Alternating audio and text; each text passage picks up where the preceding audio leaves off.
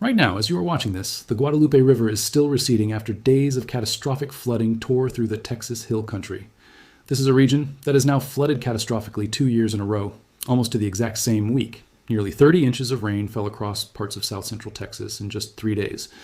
More than 200 people were rescued, and this happened less than 2 weeks after the anniversary of a flood that killed over 130 people in this exact same area. Today, we are going to break down what happened this week, why the specific stretch of Texas floods so violently and so often, what changed since last year's disaster, and what it tells us about the growing risk of flash flooding across the country. No guessing, no dramatizing, just the facts, the science, and the real stakes. Drop a comment right now. Have you ever experienced a flash flood or watched water rise faster than you expected? Tell me where you were and what it felt like. If you want to be the first to know every time something major happens with Earth's weather and geology, subscribe to the channel right now. It is completely free. A thumbs up also helps enormously. Let's go for 5,000 likes on this one so the algorithm actually shows it to the people who need to see it. Thank you. Now, let's get into it. What happened this week? Starting on Wednesday, July 15th, and intensifying overnight into Thursday, relentless rain hit the Texas Hill Country, a region that stretches across counties like Kerr, Kendall, Gillespie, and Uvalde, west of San Antonio and Austin. The National Weather Service issued a series of urgent warnings before dawn on Thursday, describing what meteorologists called large and deadly flood waves moving down major rivers across the region, including the Guadalupe River. At least 5 separate flash flood emergencies, the National Weather Service's most urgent flood alert category, were declared across the region that morning. The Weather Prediction Center upgraded parts of the Hill Country to a level 4 out of 4 flash flood risk, the highest category that exists. By Thursday morning, the Guadalupe River had risen to what forecasters described as incredible heights. Video from Kerrville showed the swollen river tearing through trees along its banks. Meteorologists on the ground in Kerr County reported that the river was flowing fast enough to fill an Olympic-sized swimming pool roughly every 2 seconds. Governor Greg Abbott confirmed 2 deaths. A man swept away in an RV near the town of Comfort, and another man swept away while driving on a road near Uvalde. More than 2,000 first responders were deployed across the region, and over 200 people were pulled from rising water in rescue operations. Homes, schools, and roads were damaged across multiple counties. By Friday, close to 30 inches of rain had fallen across parts of south central Texas over just 3 days, and the floodwaters finally began receding, with the Guadalupe River dropping roughly 12 to 15 feet from its peak by Friday morning. Why this keeps happening in the same place. To understand why the Texas Hill Country experiences this kind of catastrophic flooding again and again, you need to understand the specific geography that makes this region so dangerous. This part of Texas is sometimes referred to by meteorologists as Flash Flood Alley, and that nickname exists for very specific physical reasons. The terrain here is a mix of thin, rocky soil sitting over limestone bedrock, soil that simply cannot absorb large volumes of rainwater quickly. Instead of soaking into the ground, intense rain runs off the surface almost immediately. That runoff then funnels into a network of narrow river valleys and canyons carved through the limestone hills. These riverbeds act almost like natural drainage chutes, channeling enormous volumes of water into a confined space very quickly. Add to that the region's exposure to Gulf moisture, warm, humid air masses that can dump extraordinary amounts of rain in a short period when they stall over the area, and you get a landscape that is essentially engineered by nature to convert heavy rainfall into fast-moving, high-volume flooding with very little warning time. This is precisely why officials describe the river rising fast enough to fill an Olympic pool every 2 seconds. In steep, rocky terrain like this, a river can go from a calm, ankle-deep creek to a life-threatening wall of water in under an hour. 1 year later, almost to the week.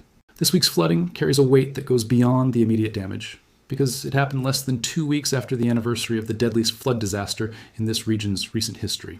On July 4th, 2025, catastrophic flooding along the Guadalupe River killed more than 130 people across Texas, making it one of the deadliest flood events in the state's recorded history. That disaster devastated communities across this same hill country region and became a defining moment for how Texas approaches flood warning and river safety. This year's flooding, while still serious and tragic, unfolded differently in a few important ways. Officials specifically noted that this week's rainfall was more widespread than last year's event. In 2025, the heaviest rain was more concentrated upstream, closer to the headwaters of the Guadalupe River. This year, roughly 4 counties, including Uvalde County, saw more than a foot of rainfall each, meaning more rivers across a wider area were affected simultaneously rather than one concentrated stretch bearing the brunt of the damage. What changed? since last year. Here is the part of this story that matters most going forward. After the 2025 disaster, warning sirens were installed along the Guadalupe River specifically to alert campers and residents when water levels began rising dangerously. This week marked the first time those sirens were actually put to the test. During a major flood event, and according to officials, they worked alerting campers along the river to evacuate before the worst of the flooding arrived. Governor Abbott specifically noted that, as of his briefing, none of the area's summer camps were reported to be in danger, a sharp contrast to the tragedy of the previous year. This is genuinely important context because it shows something we've talked about on this channel before with other disasters. Infrastructure and early warning systems, when actually built and put into place after a disaster, can measurably change outcomes the next time a similar event strikes. It doesn't mean the danger disappeared. 2 people still lost their lives this week, and hundreds needed emergency rescue. But the specific, coordinated response this time, over 2,000 first responders deployed, floodgates opened at nearby dams to manage downstream river levels, and a functioning siren warning system, represents a measurable shift from a region reacting to disaster toward a region that had begun preparing for the next one. The broader pattern across the country. This flooding did not happen in isolation from the rest of the country's weather this week. At the same time, Texas was dealing with catastrophic river flooding. Wildfire crews nationwide were battling 68 large fires across 15 states, with a sharp jump in new fire starts across the Pacific Northwest following a run of lightning strikes. Wildfire smoke from some of those fires drifted far enough east to blanket cities from the Great Lakes to Washington, D.C., visibly dimming skylines hundreds of miles from the actual flames. Meanwhile, in the Gulf of Mexico, meteorologists have been tracking a separate area of low pressure that could develop into the Atlantic hurricane season's next named storm, potentially affecting Florida's west coast and the Panhandle in the coming days. 3 different types of extreme weather, catastrophic flooding, widespread wildfire, activity, and a developing tropical system, all playing out across the United States in the same week.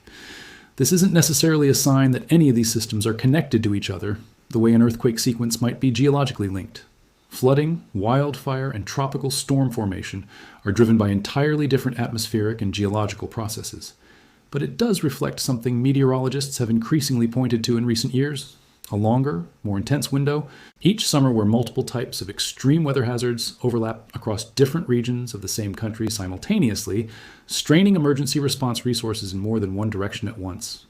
What you can actually do with this information. If you live in or are visiting flash flood-prone terrain, especially low-lying areas near rivers and creek beds in hilly, rocky regions like Texas Hill Country, there are specific things that make a measurable difference. Never attempt to drive through a flooded roadway, even a short one. It takes surprisingly little moving water, often just 12 to 18 inches, to sweep a vehicle off the road entirely, which is exactly how one of this week's 2 fatalities occurred. If you're camping or staying near a river in a region with a known flash flood history, know your specific evacuation route to higher ground before bad weather arrives, not after. Pay attention to flash flood warnings and flash flood emergencies specifically, since these are issued when forecasters have high confidence that life-threatening flooding is imminent or already occurring, not just possible. And if your community has installed a warning siren system like the one along the Guadalupe River, treat that alert as a command to move immediately, not a suggestion to wait and see. Final thought. The Texas Hill Country will keep flooding. That's not speculation. It's a direct consequence of the same limestone terrain, thin soil, and Gulf moisture exposure that has shaped this landscape for thousands of years, long before anyone built a home or a summer camp along the Guadalupe River. What can change, and what this week's response showed at least some evidence of changing, is how quickly people get warned, how prepared emergency services are to respond, and how many lives get pulled back from the edge of that water before it's too late. A year after this exact region experienced one of the deadliest flood disasters in Texas history, this week's flooding was still serious, still tragic, and still cost lives. But it did not repeat the same scale of loss, and the specific reason for that difference, sirens installed after the last disaster actually working when they were needed, is a detail worth remembering the next time you hear about a community investing in warning systems after a tragedy. We will keep tracking extreme weather events like this as they develop, along with every other major seismic and volcanic story happening around the world right now. Subscribe so you don't miss the next update, and leave that comment below. Have you ever experienced a flash flood? Tell me where and what it felt like. 5,000 likes on this video. Let's go. See you in the next one.